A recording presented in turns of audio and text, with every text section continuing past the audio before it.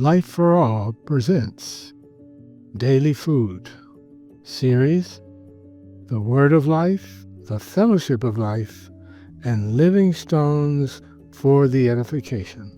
The Epistles of John and Peter.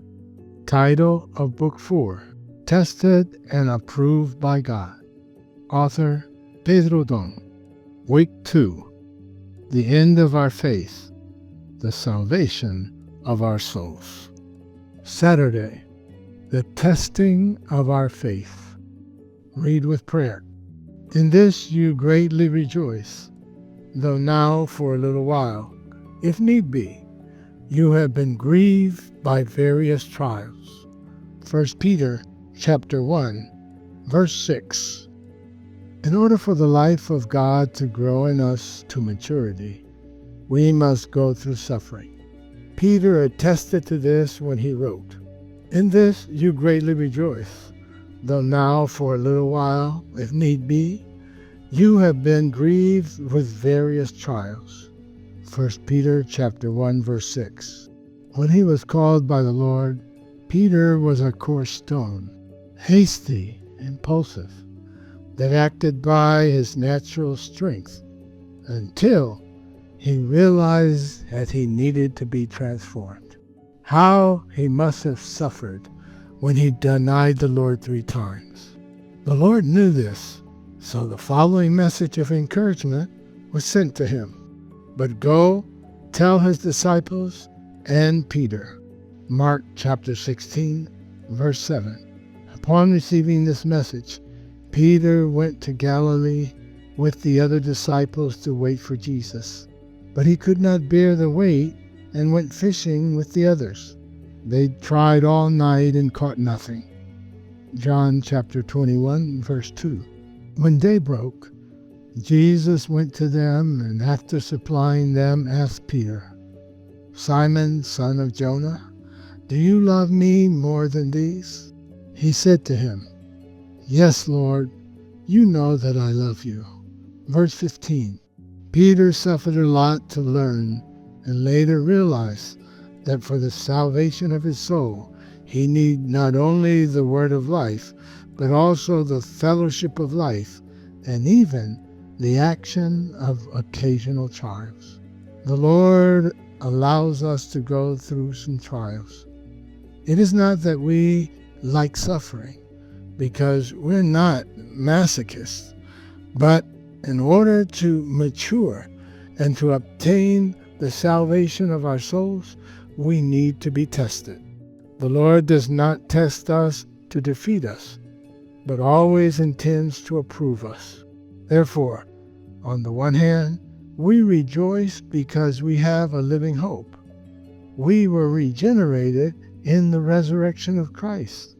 We have an incorruptible inheritance, and we are kept by the power of God for salvation to be revealed in the last time. On the other hand, we need to go through trials, so that the genuineness of our faith, being much more precious than gold that perishes, though it is tried by fire, may be found to praise, honor, and glory at the revelation of Jesus Christ. 1 Peter chapter 1, verse 7. When gold is mined, it is not 100% pure, but contains many impurities and needs to be refined in a crucible, a fire-resistant container. The gold is placed in the crucible and subjected to high temperatures, which causes the impurities to separate from it. Since gold is heavier, it settles to the bottom, but the impurities remain on the surface and are removed by the goldsmith. The process is repeated many times until all the impurities are removed and the gold becomes pure and valuable. God is doing the same with us because he desires to make our faith pure and valuable. If there are still mixtures in our faith, it means that there are impurities in it, and therefore it is not very valuable. Our faith needs to be tested, And as the Lord tests it, the impurities are removed, so that faith becomes more and more valuable. The scriptures show that God has always tested his people. In the 8th chapter of Deuteronomy, he tested the people of Israel. And you shall remember that the Lord your God led you all the way these 40 years in the wilderness to humble you and test you, to know what was in your heart, whether you would keep his commandments or not. Verse 2.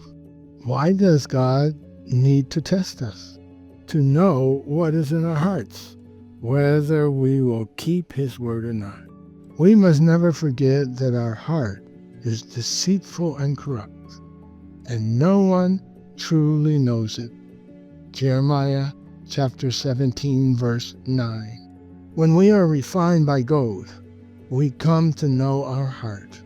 Many times we think we're good, spiritual, and capable, but we have no idea how corrupt our heart is. That is why suffering is necessary to show what is really inside of us. In addition to suffering, only the Word can make us discern the impurities in our soul, as it is written. For the Word of God is living and powerful, and sharper than any two-edged sword, piercing even to the division of soul and spirit, of joints and marrow, and is a discerner of the thoughts and intents of the heart. Hebrews chapter 4, verse 12. Sometimes the things of the soul and the spirit are very similar. If there's no fire to separate them, we can easily be confused. On the one hand, we have tribulations to test us.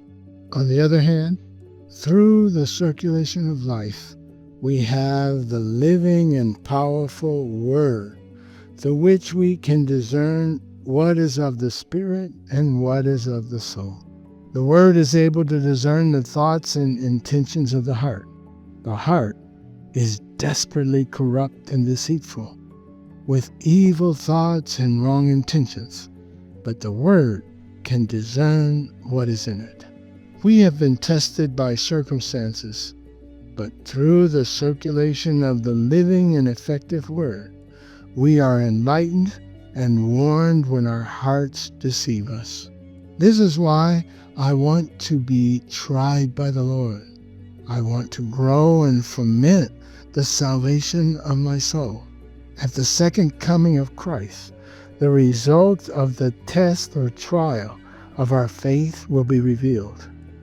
When the Lord returns, the result of the test will be given to us. Then we will know whether or not we have been approved. May the Lord help us.